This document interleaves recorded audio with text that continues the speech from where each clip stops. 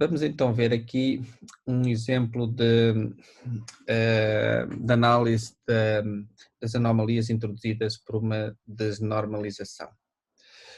Portanto, como resultado da introdução de uma desnormalização, que normalmente envolve duas tabelas, embora possa envolver mais, não é? Mas envolvendo duas tabelas, que é a situação típica, nós vamos ter que analisar inserts, deletes e updates em ambas as tabelas e às vezes até em várias situações em cada uma dessas tabelas. Quando se introduzem estas anomalias,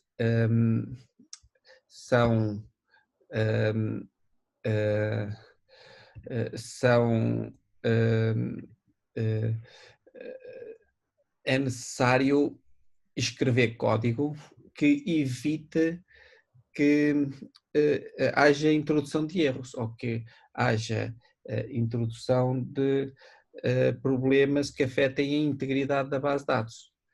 Portanto, isto vai envolver necessariamente escrita de código.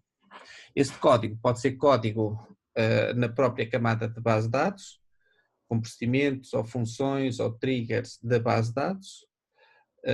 Essa é a forma que acho que torna a base de dados mais resistente a problemas que possam surgir, embora o código também se poderia escrever na aplicação. Mas na aplicação é sempre mais problemático, porque depois todas as aplicações que usam aquela base de dados deviam escrever aquele código, o que muitas vezes é mais difícil de manter do que manter código mais centralizado com procedimentos, funções ou triggers. Em PL/SQL, já que estamos a falar de Oracle, está bem? E portanto vai ser isso que vos vai ser pedido, é que na análise destas desnormalizações depois dê origem a código feito em PL/SQL, está bem? Em procedimentos, funções ou triggers. Isto já disse. Então vamos ver aqui um exemplo de desnormalização por adição de coluna redundante, está bem? Eu neste documento tenho dois exemplos, vou falar sobre um, parte de um e depois, mas depois vocês podem analisar os outros. Vamos supor aqui uma situação hipotética, que também está demasiado simplificado, mas creio que para o efeito é suficiente. Ora, então temos aqui uma tabela do médico e uma tabela da consulta. No médico, para já só temos o ID do médico e o nome, e o médico faz várias consultas, certo? Pronto. E cada consulta é feita por um único médico. Na consulta temos o ID de consulta, temos o relatório que o médico escreve, a data em que foi a consulta e temos aqui a chave estrangeira do médico. Para simplificar, nem sequer pus cá o doente, nem a informação do doente, está bem? É só uma coisa muito simples. Ok, então isto aqui é uma base de dados, está a funcionar, só que entretanto fazem-se muitas pesquisas de dados nesta tabela consulta, em que se procura saber qual é o nome do médico, ou seja, para além do ID de consulta, do relatório e da data, queria saber o nome do médico. Ora, para saber o nome do médico, eu tenho que estar aqui, fazer um join à tabela do médico e para vir obter o nome. Eu sei que vocês saberão fazer isso, senão quando fizermos revisões da SQL já ficamos a saber. Pronto, mas a situação é essa, é um select, é esta tabela que tem que fazer um join à tabela do médico para obter o nome. Mas isso está a ficar muito lento por causa disso, por alguma razão, e nós queremos melhorar a velocidade. Então o que é que foi decidido fazer? Foi decidido optar-se por fazer uma desnormalização por adição de coluna redundante. Ou seja, esta coluna do nome do médico, se eu também a pusesse ali, ou seja, fica duplicada, fica redundante, mas as pesquisas à consulta passam a ser mais rápidas.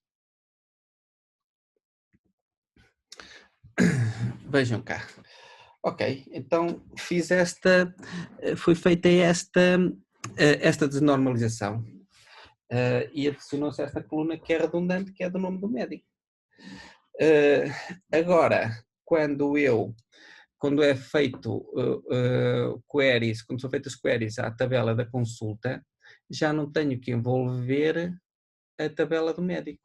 Os dados encontram-se todos aqui na tabela consulta. Foi porque já lá temos o nome do médico, está bem?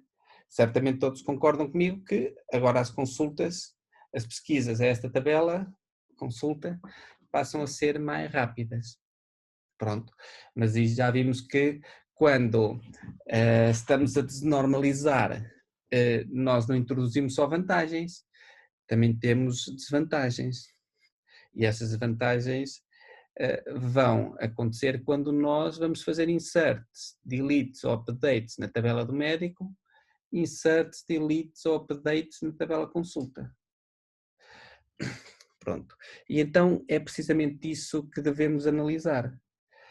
Portanto, se introduz esta coluna redundante, devemos depois no relatório dizer, ok, aquela coluna é redundante. Porquê? Para aumentar a velocidade de pesquisas na tabela da consulta.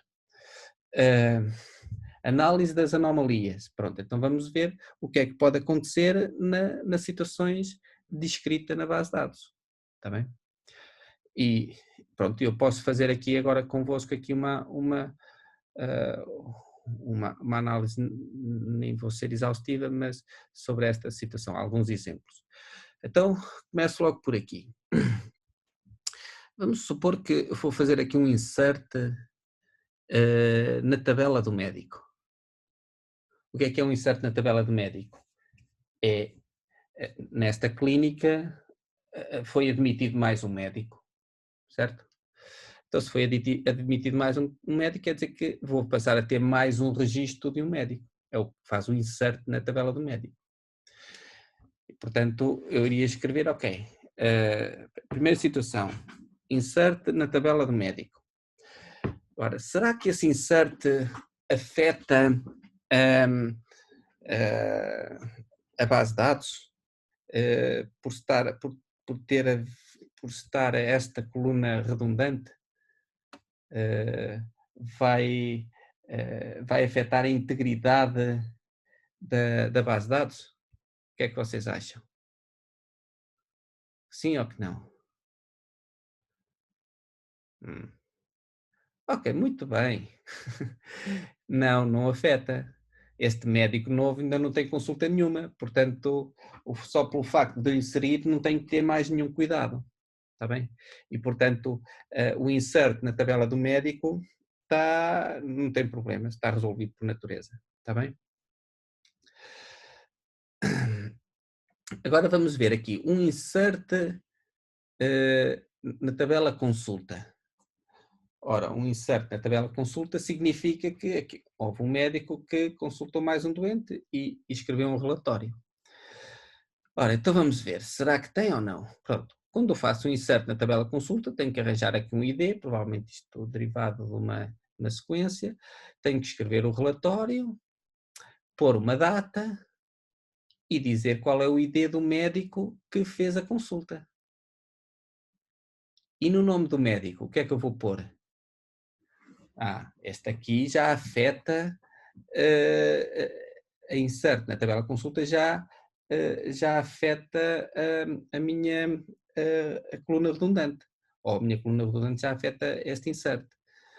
Já pode ter aqui uma anomalia, porque eu não posso pôr aqui um nome qualquer. O nome que aqui é colocado tem que ser o nome correspondente ao ID do médico da chave estrangeira.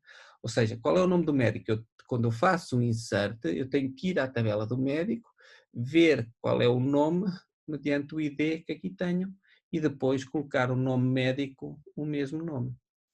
Portanto, é isto que eu tenho que fazer quando eu faço um insert na tabela consulta.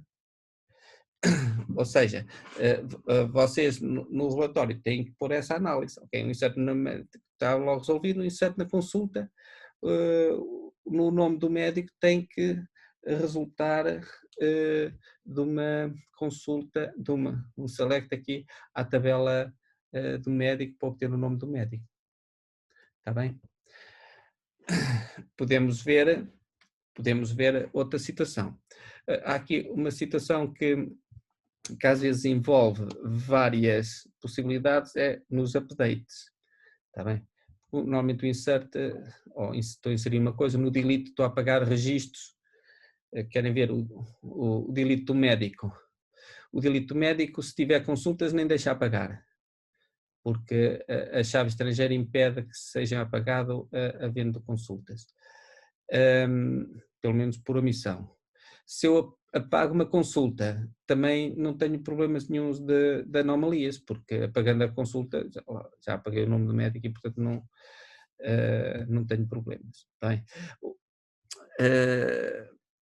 quando fazemos um update, é que pode haver, querem ver, um update na tabela do médico. O update é que alterou-se o nome. Se alterarmos o nome, isto vai afetar a nossa desnormalização, vai afetar aqui a integridade, ou vai introduzir uma anomalia. Pois pode introduzir, porque é claro que pode introduzir, porque se eu altero o nome do médico, eu depois tenho que o alterar em todas as consultas desse médico. Portanto, o que é que vai a fazer? Portanto, um update na tabela do médico vai obrigar a fazer um update em todos os registros da tabela consulta em que o médico ID médico é igual ao ID médico que eu estou a trabalhar. E em todas elas tenho que colocar o campo nome médico igual ao nome da tabela médico. Está bem? Mas também creio que é óbvio. Reparem, já agora nesta situação envolveu um update na tabela de médico e um update na tabela consulta. Portanto, envolve 2 updates. E, embora a gente também ainda vá rever isso, mas são 2 operações de escrita na base de dados que configuram uma transação. Lembram-se de quando demos transações? Isto é uma transação. Temos um update na tabela do médico e update na tabela consulta. E tem que ser efetuados de forma atómica. Bem, portanto, é importante esta análise, até porque nós vamos dar transações, também quero que vocês apliquem aqui no vosso trabalho. Outra situação é um update na tabela consulta. Será que um update na tabela consulta é afetado aqui pela nossa desnormalização? Eu diria, é afetado se esse update alterar o campo médico e ID médico. Se for a data, se for o relatório, não.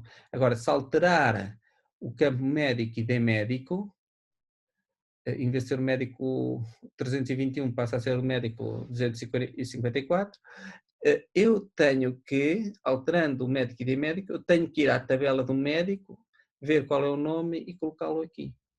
Está bem? Portanto, é isto que é feito se eu altero o campo médico e ID médico, portanto a chave estrangeira. Também pode haver aqui um problema se eu tento alterar o nome do médico. Neste caso, o que devia acontecer era não deveria deixar alterar o nome do médico. Devia sempre pôr o nome médico como sendo o resultado do select desta tabela. Está bem? E acabei agora de analisar todas as 6 situações de escrita possíveis na base de dados envolvendo estas 2 tabelas. Reparem, do ponto de vista de engenharia, nós introduzimos aqui uma desnormalização, por adição de coluna redundante, neste caso, e depois analisei quais são as consequências que essa desnormalização acarreta. Portanto, se depois vier alguém que vai implementar o código associado a esta base de dados que nós tivemos a desenvolver, esse alguém já tem ali as indicações daquilo que tem que fazer, está bem? Já agora, percorrendo os slides, eu tenho aquilo que eu estive ali a falar sempre, estando no slide 8, está aqui a explicar no slide, no slide seguinte, está bem? E para além disso, ainda temos aqui mais um outro exemplo, que é por adição de coluna derivada, está bem? Podem ver, se quiserem, tá?